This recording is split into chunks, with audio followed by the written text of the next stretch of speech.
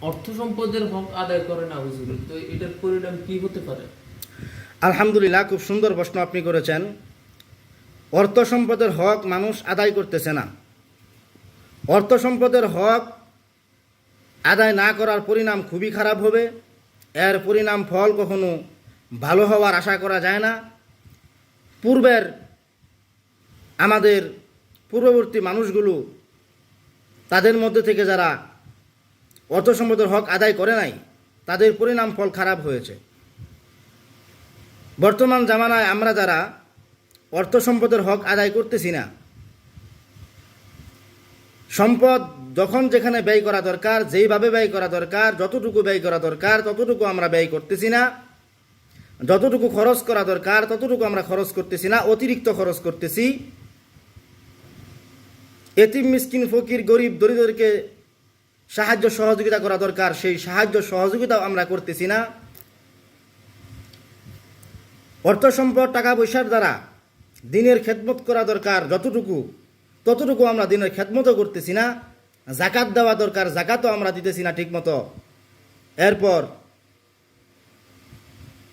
মসজিদ মাদ্রাসায় দান করা দরকার, যতটুকু সাহায্য সহযোগিতা করা দরকার, দিনের খেদমত যতটুকু করা দরকার, এই অর্থ সম্পদ দ্বারা আমরা ততটুকু হক আদায় করতেছি না, ততটুকু দিনের খেদমত করতেছি না, এতিম মিসকিন ফকির গরিব দরিদ্রদেরকে সাহায্য সহযোগিতা করতেছি না। এর পরিণাম ফল কখনো ভালো হওয়ার আশা করা যায় না। কারুনকেও তো আল্লাহ পাক অনেক সম্পদ দান করেছিল, এত সম্পদ আল্লাহ তাকে দান করেছিল, কারুনের সম্পদের ভান্ডারগুলোর চাবির ওজন বহন করার জন্য বেশ কয়েকজন শক্তিশালী লোকের প্রয়োজন হইত। আর ওই যুগের একজন ব্যক্তির গায়ে এত বেশি শক্তি ছিল, বর্তমান জামানার 40 জন মানুষের সমতুল্য, প্রায় 40 জন মানুষের সমান এত শক্তিশালী লোক ছিল। আর এরকম ধরনের বেশ কয়েকজন ব্যক্তির প্রয়োজন হতো, বেশ কয়েকজন লোকের প্রয়োজন হতো ওই কারুনের সম্পদের ভান্ডারগুলোর চাবির ওজন বহন করার জন্য। তাহলে কি পরিমাণ সম্পদ আল্লাহ তাআলা কারুনকে দান করেছিল। কারুনকে আল্লাহ পাক এত অর্থ সম্পদ দান করলো, এত অর্থ সম্পদ দান করলো, কিন্তু কারুন সেই অর্থ সম্পদের প্রতি আকৃষ্ট হইয়া, বেসামাল হইয়া, আল্লাহ পাকের কথা ভুলে গিয়া দুনিয়ার জমিন থেকে বেঈমান হইয়া মৃত্যুবরণ করছে। আল্লাহ তাআলার কথা চিন্তা ফিকির না করে, পরকালের কথা চিন্তা ফিকির না করে, পরকালের ভয় না রেখে, কবরের ভয় না রেখে দুনিয়ার জমিন থেকে বেঈমান হইয়া মৃত্যুবরণ করছে।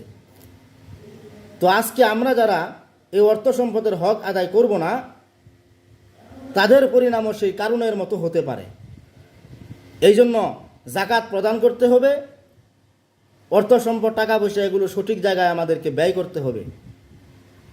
কারুন সম্পর্কে অনেকগুলো আয়াতও আল্লাহ পাক কোরআনের মধ্যে নাজিল করেছেন। ইন্না কারুনা কানা মিন কওমি মূসা ফাবাগা আলাইহিম ওয়া আতাইনাহু মিনাল কুনুজি মা ইন্না মাফাতিহাহু লাতানু বিল উসবাতি উলিল কুওয়া ইয ক্বালা লাহু কওমুহু লা তাফরাহ ইন্নাল্লাহা লা ইউহিব্বুল ফারিহিন।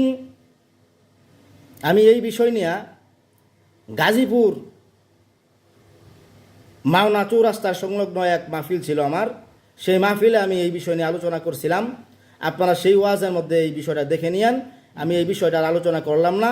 যাই হোক, তো অর্থ সম্পদের হক সঠিকভাবে আদায় করতে হবে। এই অর্থ সম্পদের হক যদি সঠিকভাবে আদায় না করেন,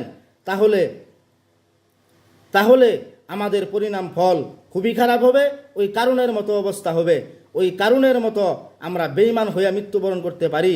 অথবা যদিও বেঈমান হইয়া মৃত্যুবরণ না করি, কিন্তু এই অর্থ সম্পদের জন্য কিয়ামতের ময়দানে কঠিন জবাবদিহি করা লাগবে, এবং এই সম্পদগুলো বিশাল আকারের সাপ হইয়া আমাদেরকে দংশন করবে, সুবল দিবে। এমন একটা সুবল দিলে 70,000 বৎসর পর্যন্ত বিশেষ যন্ত্রণা ভোগ করবে, কবরের মধ্যে আযাব ভোগ করতে হবে, এবং এই জাহান্নামের মধ্যে আযাব ভোগ করতে হবে। আল্লাহ পাক আমাদেরকে যেই সমস্ত অর্থ সম্পদ দান করছে, আমাদেরকে এত বড় নিয়ামত দান করলো, এই নিয়ামতের না শুকরিয়া করা যাবে না, নিয়ামতের শুকরিয়া জ্ঞাপন করতে হবে। লাইং শাকারতুম লা আযীদান্নাকুম ওয়া লাইং কাফারতুম ইন্না আযাবি লাশাদীদ।